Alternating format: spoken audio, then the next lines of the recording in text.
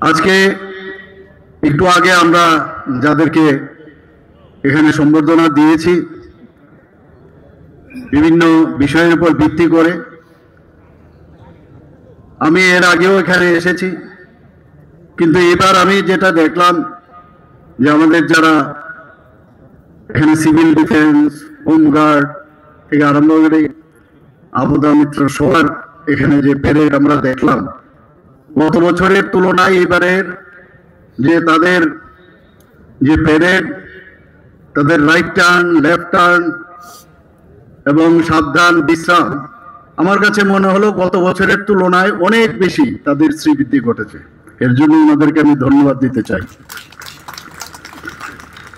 প্রতি বছর 6ই ডিসেম্বর অসামরিক প্রতিরক্ষা এবং গৃহরক্ষী বাহিনী দিবস পালন করা হয়।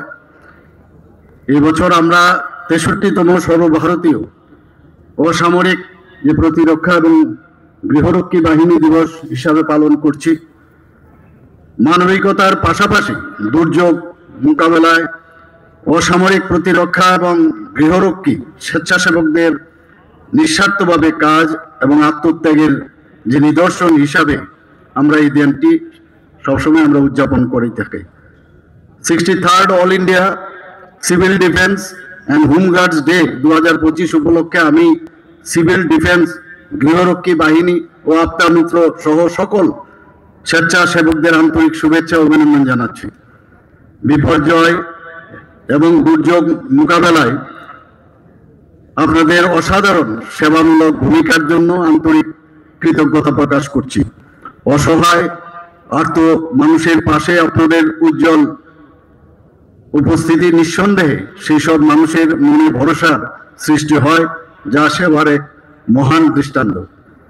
ভারতে 1968 সালে অসামরিক প্রতিরক্ষা আইনি মর্যাদা পেলেও ত্রিপুরায় 1971 সালের ভারত বাংলা যুদ্ধের সময় অসামরিক প্রতিরক্ষা তার স্বীকৃতি পায়।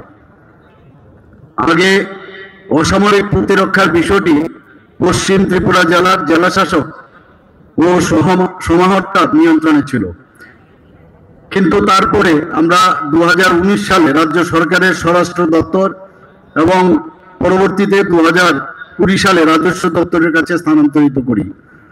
রাজস্ব দপ্তরের অধীনে আসার পর ত্রিপুরায় সিভিল ডিফেন্স কার্যক্রম 2021 সালের জুলাই মাসে রাজ্যের সমস্ত জেলায় সেটা সম্প্রসারিত হয়। বর্তমানে আমাদের 8টি জেলায় সিভিল ডিফেন্স রয়েছে। এডিএম ও কালেক্টরগণ সংশ্লিষ্ট জেলার সিভিল ডিফেন্সের নিয়ামক হিসাবে মনোনীত করা হয়েছে। ত্রাণ, পুনর্বাসন ও দুর্যোগ ব্যবস্থাপনা দপ্তরের ডিরেক্টরকে রাজ্যে সিভিল ডিফেন্সের ডিরেক্টর হিসাবে মনোনীত করা হয়েছে। বর্তমানে আমাদের রাজ্যে প্রায় 5000 প্রশিক্ষিত সিভিল ডিফেন্স স্বেচ্ছাসেবক নিয়োজিত রয়েছেন। সেন্ট্রাল ট্রেনিং ইনস্টিটিউট এবং জেলা স্তরে চিহ্নিত প্রশিক্ষণ কেন্দ্রগুলোতে নিয়মিত প্রশিক্ষণ কর্মসূচি চলছে। রাজ্য সরকারের সিদ্ধান্ত অনুযায়ী আগামী দিনে আমরা মোট জনসংখ্যার 1% সিভিল ডিফেন্স স্বেচ্ছাসেবককে পৌঁছানোর লক্ষ্যমাত্রা নিয়েছি। সিভিল ডিফেন্স স্বেচ্ছাসেবকদের প্রশিক্ষণের জন্য রাজ্য সরকারের লক্ষ্য ছাড়াও এই বছর ভারত সরকারও সিভিল ডিফেন্স স্বেচ্ছাসেবকদের দক্ষতা বৃদ্ধির উপর একটি প্রকল্প বাস্তবায়ন করছে। 2026 সালের 31 মার্চের মধ্যে প্রায় 3000 সিভিল ডিফেন্স স্বেচ্ছাসেবক প্রশিক্ষণ দেওয়া হবে।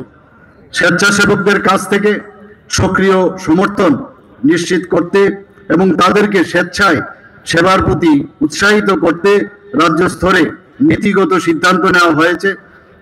প্রশিক্ষিত স্বেচ্ছাসেবকদের সাধারণ এবং বিপর্যয় উভয় পরিস্থিতিতে বিপর্যয় ব্যবস্থাপনার কাজে ব্যবহার করা হবে।